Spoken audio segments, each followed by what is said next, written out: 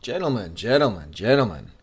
I can see you still haven't subscribed, so help this old fella out. Get down there and push that subscribe button. Help me change my life and talk NBA every day.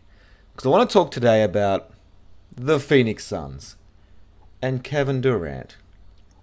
Now, the Suns and their star trio, Kevin Durant, Devin Booker, Mr. Bradley Beal, are now starting to plan early vacations in shocking fashion.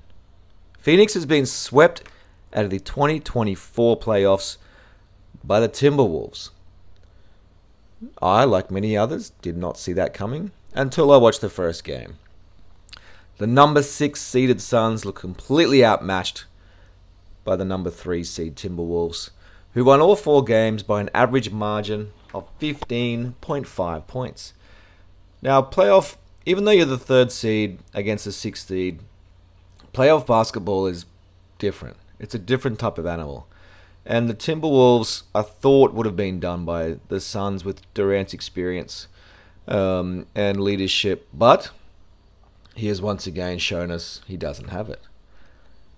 Now, when the Suns drew the Timberwolves, many pointed to the first round matchup as a popular upset pick.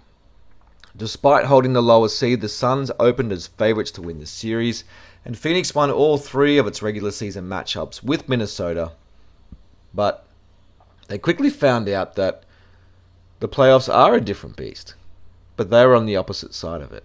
The Timberwolves turned up the defensive intensity to a level that the Suns trio couldn't overcome. Now, the Phoenix didn't have a defensive stopper to contain superstar guard, mini Michael Jordan, Anthony Edwards, and its lack of depth is glaring the entire series. And this just shows that the super team era could be over.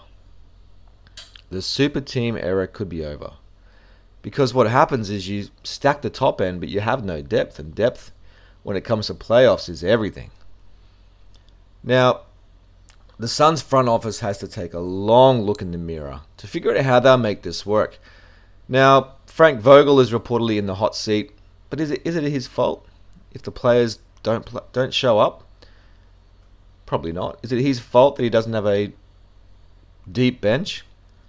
Probably not. Is it his fault if he can't get that team to work together to get to a common goal? That's his job. Now, the Suns' prolific offense was totally muted by the Timberwolves. The Suns swept the regular season against the Timberwolves. They scored 125 points or more in 2 of the 3 matchups in their first round playoff series against the Timberwolves. Phoenix failed to score more than 100 points twice. Now, the Suns are not a defensive team. They're an offensive team. So they have to score way more points, 120, 130, 140, to outplay their woeful defensive game. So very basically, shut down the offense, you win the game. Which brings us back to 90s basketball. Defense wins games, especially in the playoffs. Now, the Suns' 103.5 offensive rating was the 3rd worst of any playoff team. And that would have been the worst offensive rating in the NBA by over 3 full points per 100 possessions in the season.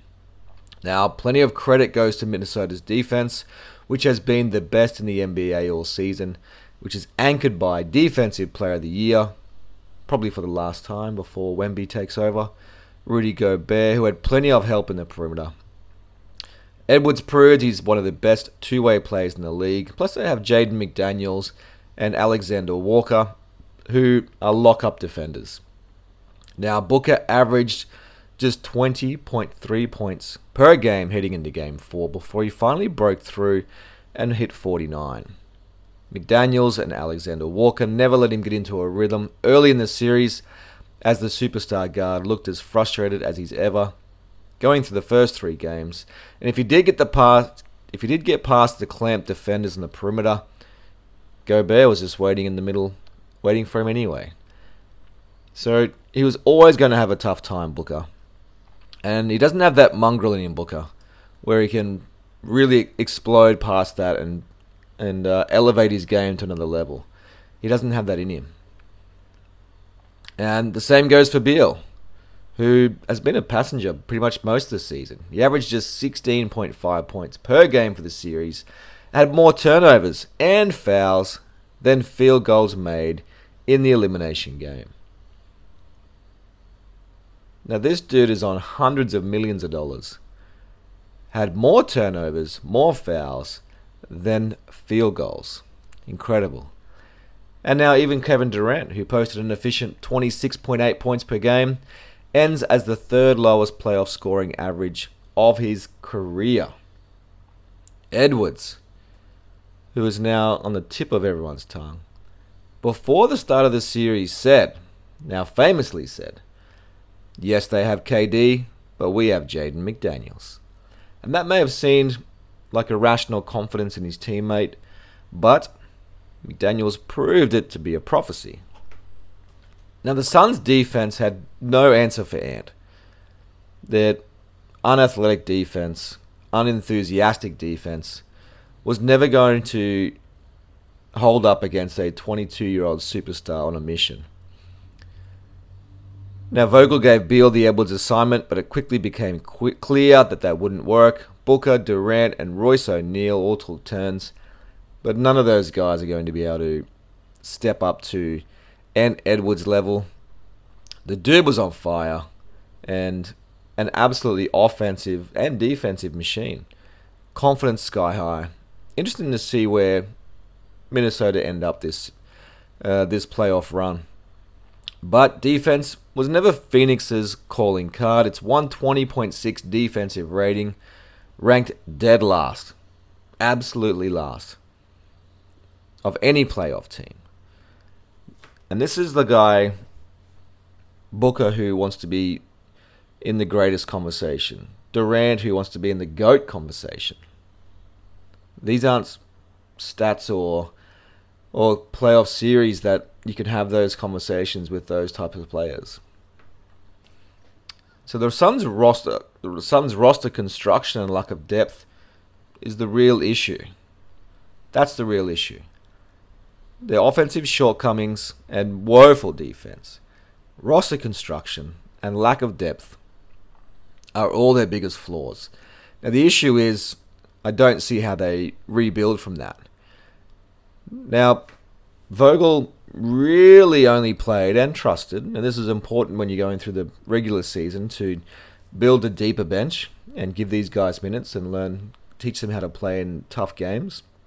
Because when you get to the playoffs, something's going to happen. You may get an injury and you're going to need a deep bench. And Vogel played Durant, Booker, Beal, O'Neal, Nurkic, Grayson Allen, and Eric Gordon. That was his rotation. Allen went down with an ankle injury game 2. So Vogel then went to Ebanks and Okogie. And these guys aren't going to win you playoff series. Now, when the new team owner, Matt Ishbia, traded for Beal this offseason, Phoenix knew it would have been a tough time building around a team of its big three because the Suns have $131 million tied up. Durant's on $47 million, Beal's on $47 million, and Booker's on $36 this season. After trading for Nurk and Allen, there is zero money left. Zero.